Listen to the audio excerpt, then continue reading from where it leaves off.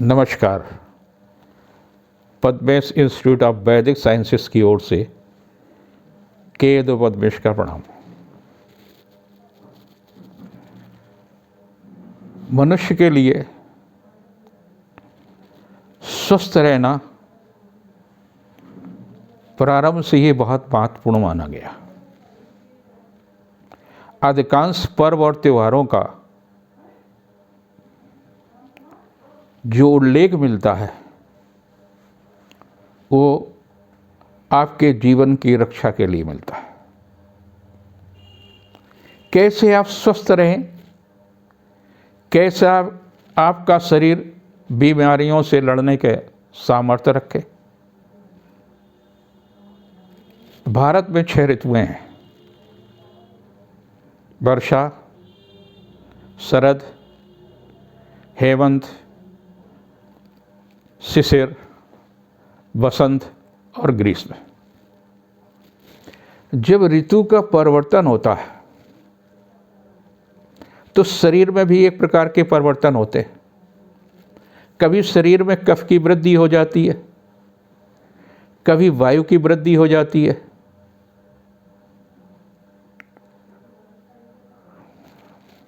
और कभी पित्त की वृद्धि हो जाती है, जिससे अनेक रोग उत्पन्न होते हैं। मनीषियों ने इनसे बचने के लिए एक सुगम रास्ता निकाला कि अगर शरीर और मन को स्वस्थ रखना है तो एक ही विकल्प है, वो है व्रत। कई लोगों के मन में व्रत और उपवास एक ही बात लगती है। बहुत बारीक अंतर है। व्रत में आप खा सकते हैं, कुछ व्रत नक्त व्रत है जो तारा निकलने के उपरांत या सूर्यास्त होने के उपरांत आप भोजन ग्रहण कर सकते हैं, वो नक्त व्रत कहलाते हैं। कुछ व्रत लगातार कई दिनों के होते हैं और उपवास में आप कुछ भी नहीं ले सकते। इतना अंतर है। 7 अक्टूबर से नवरात्र प्रारंभ हो रही है। इन्हें कहते हैं शारदीय नवरात्र। शरद ऋतु के प्रारंभ होने पर, और शरद ऋतु कब प्रारंभ होती है? वर्षा विगत शरद ऋतु आई है। वर्षा ऋतु जब समाप्त होती है तो शरद ऋतु प्रारंभ होती है। तो वर्षा की तमाम प्रकार की जो गंदगी है, उस गंदगी से तमाम प्रकार के कीटाणु, बैक्टीरिया आपके शरीर को प्रभावित करते हैं। कहीं डेंगू होता है, कहीं मलेरिया होता है। तो ये जो संधिकाल है, ये संधिकाल आपके जीवन के लिए घातक हो जाती है। सदियों पूर्व हमारे मनीषी और महात्माओं ने उसके लिए विकल्प निकाला, और वो विकल्प है शारदीय नवरात्र। शारदीय नवरात्र में 9 रात्रियां होती हैं। कभी तिथि के घटने या बढ़ने से नवरात्र में अंतर हो जाता है। एक दिन घट सकती है, एक दिन बढ़ सकती है। वैसे सामान्यतः नवरात्रि व्रत करना चाहिए। कई लोग अपनी परंपराओं के अनुसार 7 दिन के बाद अष्टमी के दिन व्रत का विसर्जन कर देते हैं, हवन करते हैं। कुछ लोग नवमी को करते हैं, और जो लोग पूरी तरह से पालन करते हैं वो नवरात्र के यानी विजयादशमी के दिन मूर्ति का विसर्जन करते हैं और कन्या भोज, दान दक्षिणा के पश्चात भोजन ग्रहण करते हैं। ये आपकी अपनी परंपराएं हैं, आपके वंश की, आपके गुरु के द्वारा दी गई परंपराएं हैं। लेकिन शास्त्र कहता कि नवरात्रि है, यानी नवरात्रि का व्रत है, नवरात्रियों को व्रत करना होगा। आज से 5,500 वर्ष पूर्व इस देश के अंदर कई महत्वपूर्ण ऋषि उत्पन्न हुए, महात्मा उत्पन्न हुए। उनमें से वेद व्यास, जिन्होंने भारतीय संस्कृत को पुनः मूल्यांकन और तमाम सारे जो ग्रंथ थे जो विलुप्त हो गए थे, उन्होंने उनको फिर से आम व्यक्ति को जीवित रहने के लिए और उनको संस्कारित करने के लिए पुराणों के रूप में दिया। उसी बीच में मार्कंडेय ऋषि का जो लेख मिलता है, उन्होंने मार्कंडेय पुराण की रचना की और मार्कंडेय पुराण में दुर्गा सप्तशती एक अध्याय है, जिसके माध्यम से हम दुर्गा भगवती का पूजन करते हैं। आदि शक्ति के रूप में हमारे धरती पर ये माना जाता था कि हमारा जो शरीर की संरचना है, छित जल पावक गगन समीर, और इनके ये 5 तत्वों से मिलकर शरीर की रचना होती है। और जब शरीर का हम त्याग करते हैं तो इन 5 तत्वों को जल में, छित को छित में, अग्नि को समर्पित कर देते हैं, यानी 5 तत्व शरीर से विलय हो जाते हैं। आदि शक्ति के रूप में ऊर्जा है,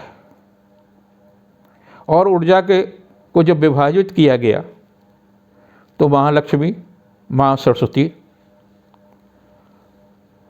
और महाकाली है, और उनको धीरे से जब और विभाजित किया गया तो 9 देवियाँ हुई।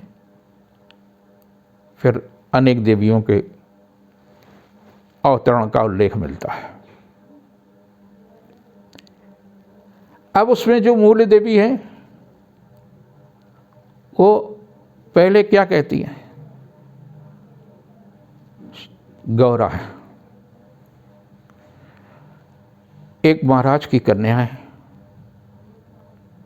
लाल बहुत साधन संपन्नता से पढ़, और उनका संकल्प है कि मैं भगवान शिव से विवाह करूंगी। उसके लिए उन्होंने तपस्या की, व्रत किए, और जब भगवती गौरा को स्वीकार किया, शैलपुत्री को, तो पार्वती हो गई। कहते हैं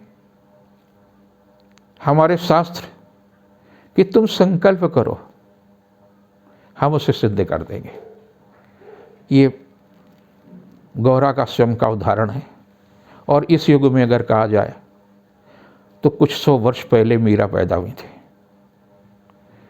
उन्होंने संकल्प लिया कि कृष्ण मेरा पति है, कृष्ण को मैं साक्षात प्राप्त करूंगी। मेरे तो गिरधर गोपाल दूसरा न कोई है, जाके सर मोर बिल्कुल मेरो पति सोए।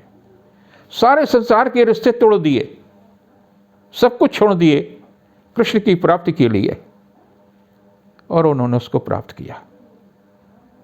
जब आप में इतना संकल्प है तो उसका संकल्प के साथ साथ वो व्रत, शरीर की शुद्धता के लिए व्रत बहुत आवश्यक है। आप संकल्प लीजिए अपने रोगों से मुक्त के लिए, अपने परिवार के कलह से मुक्त के लिए, आर्थिक संपन्नता के लिए, और जो प्राप्त नहीं है उसे प्राप्त करने की इच्छा रखते हुए उसको करें। 7 अक्टूबर से शारदीय नवरात्र प्रारंभ हो रहे हैं। उसका परम जो धर्म है वो है व्रत। अपनी सामर्थ्य के अनुसार व्रत करें। कुछ लोग 1 दिन का व्रत करते, कुछ लोग 2 दिन का व्रत करते, कुछ लोग पूरे नवरात्र का व्रत करते, कुछ लोग 3 दिन का व्रत करते। जो लोग मधुमेह के रोगी हैं, यानी डायबिटीज़ के रोगी हैं, तो उन्हें पूजा करना चाहिए, साधना करनी चाहिए। लेकिन व्रत की मैं सलाह नहीं देता हूँ। वैसे वो अपने डॉक्टर से भी सलाह ले सकते हैं कि उसमें वो तमाम सारी चीज़ें आप खाते हैं सिंघाड़े के आटे की पूड़ी खाते, पकौड़ी खाते, जो आपको शुगर के लेवल को बढ़ाता है। आलू खाते, शुगर के लेवल को बढ़ाता है। आप मखाना खाते, शुगर के लेवल को बढ़ाते हैं। तो ऐसी स्थिति में वो आप बीमारियों को और आमंत्रित कर सकते हैं। तो बेहतर ये होगा कि आप साधना करें बिना व्रत के। और जो लोग सामर्थ्यवान हैं, जो लोग व्रत करते हैं, उनको व्रत करना चाहिए। व्रत के 3 अनिवार्य अंग हैं। देवी का आवाहन, आप बुलाएंगे नहीं तो कैसे आएगी माँ? तो उनको आप जब बुलाएंगे, आवाहन करेंगे, तो उसको स्थापना भी होगी। और जब स्थापना होगी, दोनों ही कार्य प्रातःकाल से 11 बजे के मध्य में होना चाहिए। कई विशेष मुहूर्त हैं। अलग अलग स्वरूपों का उल्लेख किया गया ताकि आपका मन उन स्वरूपों में लगे रहे, लेकिन मूल रूप से जो बीज मंत्र है, श्रीम ह्रीम सरस्वती स्वाहा। श्रीम में है लक्ष्मी, ह्रीम में है काली, और सरस्वती तो है। तो जो मूल आदिशक्ति है, उस आदिशक्ति की उपासना का विधान है। और आपके शरीर में जो रोग हैं, प्रतिरोधात्मक क्षमता को रोकने की क्षमता होती है, कफ पित्त वायु, इनको तीनों पर वो नियंत्रण करने की क्षमता रखती है। अब इसमें तमाम भ्रांतियां लोग पाल लेते हैं। आपने घर में स्थापना की, जवारे हम बोते हैं, किसी के जवारे बड़े हो जाते हैं, बहुत बड़े हो जाते हैं, टूट कर गिर जाते हैं। तो कतई अर्थ नहीं है कि उससे किसी प्रकार की आपकी हानि होने वाली है। किसी के जवारे नहीं निकलते हैं तो इसका कतई अर्थ नहीं है कि माता आपसे नाराज है। आप जिस समय पूजन करते हैं, पूजन करते समय जो अखंड ज्योत जलती है, उसमें कार्बन आने के कारण से कई बार शांत हो जाती है। आप दोबारा कार्बन निकाल करके उसको प्रज्वलित कर लें, इसमें किसी प्रकार का कोई दोष नहीं है। आप पूजन करते करते समय आपके दुपट्टे में या भगवती की श्रृंगार में जो आपने वस्त्र अर्पित किया, उसमें अग्नि लग जाती है, आपकी लापरवाही से जल जाती, चुनरी जल जाती है।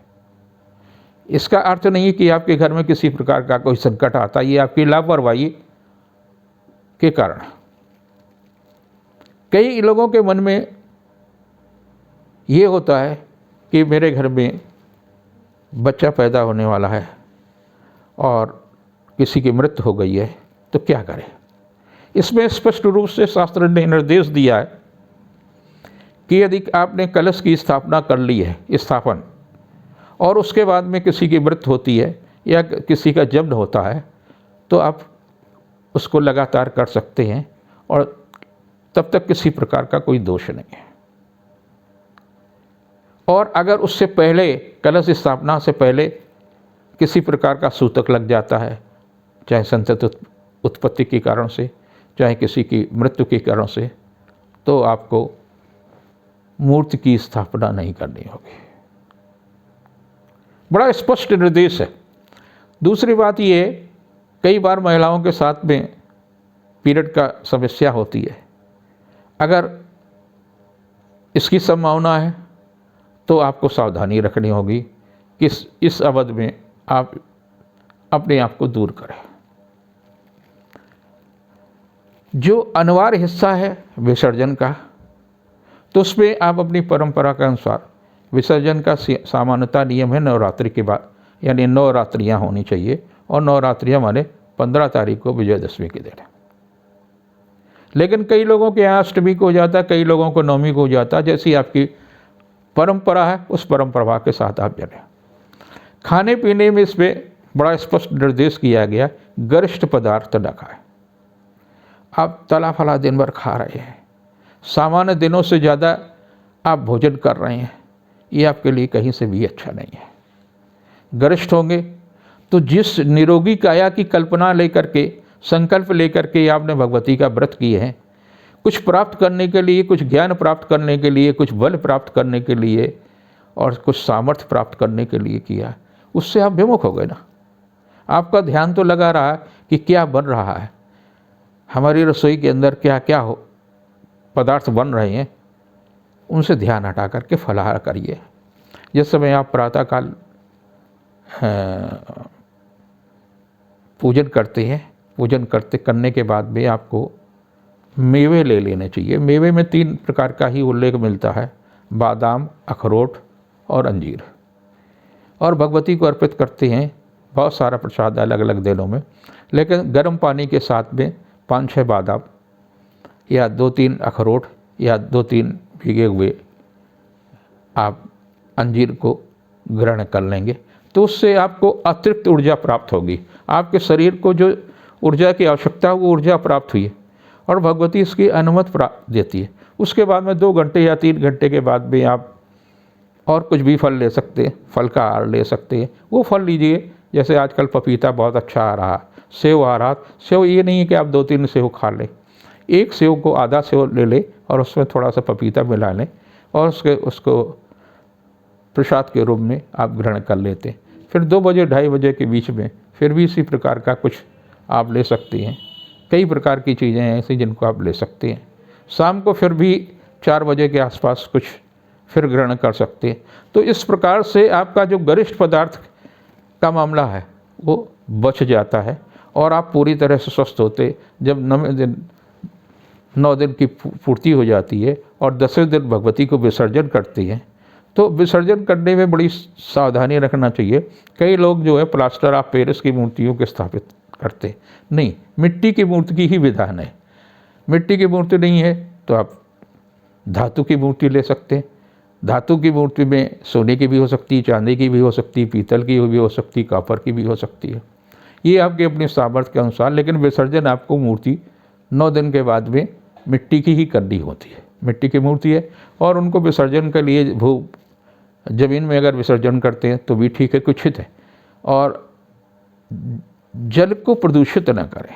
एक स्थान पर वृक्ष के नीचे भी आप रख देते हैं तो भी कोई दिक्कत की बात नहीं है।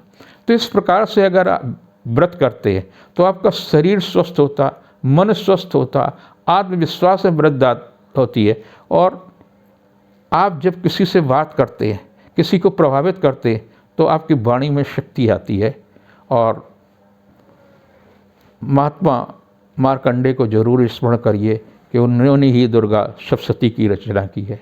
और जब दुर्गा सप्तशती का आप पाठ करते हैं तो मार्कंडेय ऋषि को स्मरण करके ही पाठ करें। भगवती आप पर कृपालु हों, ये मेरी कामना है। 3 से और 9 अक्टूबर के बीच ये सप्ताह है। इसमें सूर्य, मंगल और बुध कन्या राशि में,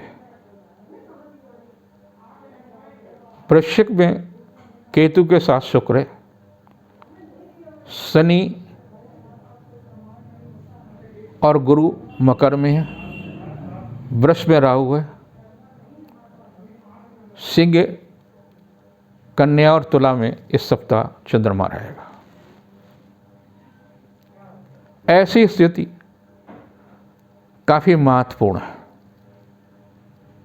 जिनकी राशि मेष है उनके लिए सप्ताह काफ़ी महत्वपूर्ण है, लेकिन रोग और शत्रु से आपको सचेत रहने की आवश्यकता है। 3-4 को बुध कौशल से किया गया कार्य संपन्न होगा, दूसरों से सहयोग लेने में सफलता मिलेगी।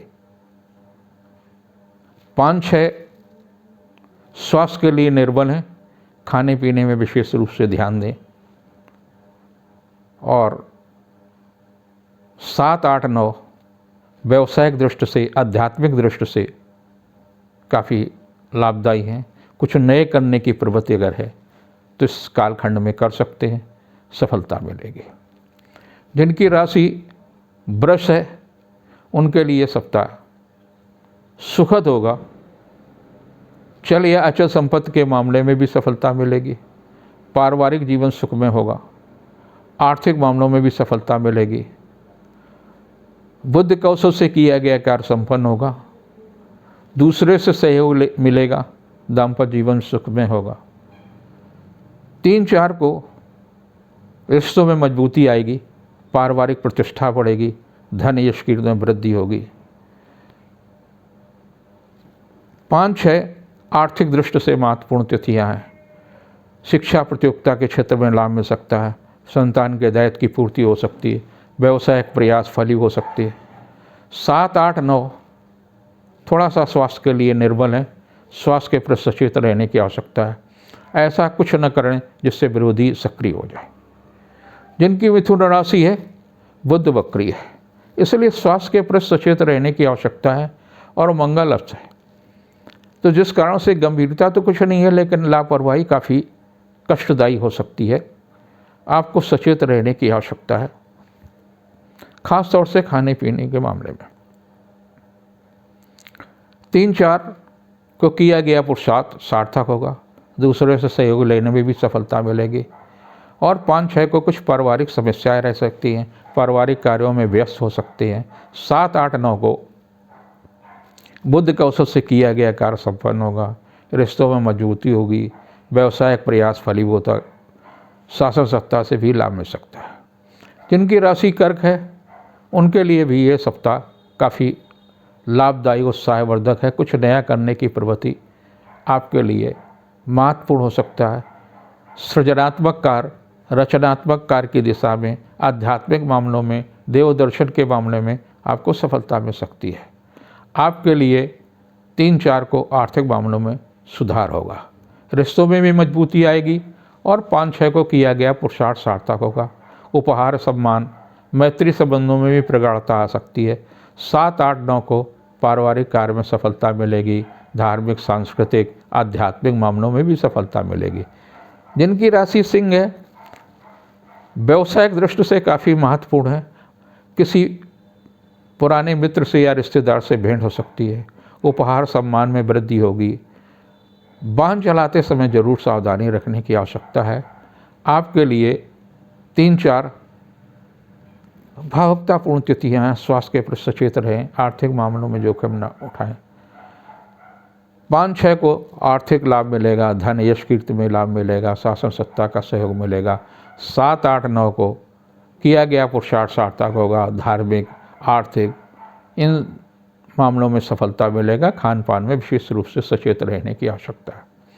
जिनकी कन्या राशि है, बुध के वक्री होने के कारण से आपको स्वास्थ्य के प्रति सचेत रहने की आवश्यकता है। आर्थिक पक्ष भी मजबूत होगा, व्यवसायिक मामलों में व्यस्तता बढ़ेगी, थोड़ा सा आलस और प्रमाद की स्थिति बढ़ जाएगी। आर्थिक तनाव भी रहेगा, लेकिन रास्ते बनेंगे। 3-4 तनावपूर्ण तिथियां हैं। स्वास्थ्य के प्रति सचेत रहने की आवश्यकता है, व्यर्थ की उलझनें रहेंगी। और 5-6 को व्यवसायिक प्रयास सार्थक होगा, यश कीर्ति में वृद्धि होगी। 7, 8, 9 को धन, यश, पद, प्रतिष्ठा, स्थानांतरण, विभागीय परिवर्तन, नए कार्य की दिशा में लाभ मिल सकता है। देव दर्शन हो सकते हैं। जिनकी तुला राशि है, प्रियजन भेंट होगा, रिश्तों में मजबूती आएगी, उपहार या सम्मान में वृद्धि होगी। कोई नए कार्य करने की जो आकांक्षा, उस दिशा में सफलता मिलेगी। आपके लिए 3-4 काफ़ी महत्वपूर्ण तिथियां हैं।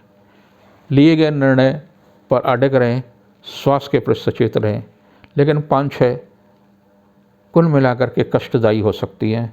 धन व्यय हो सकता है, साई खर्च से बचना होगा, जोखिम भरा कार्य न करें।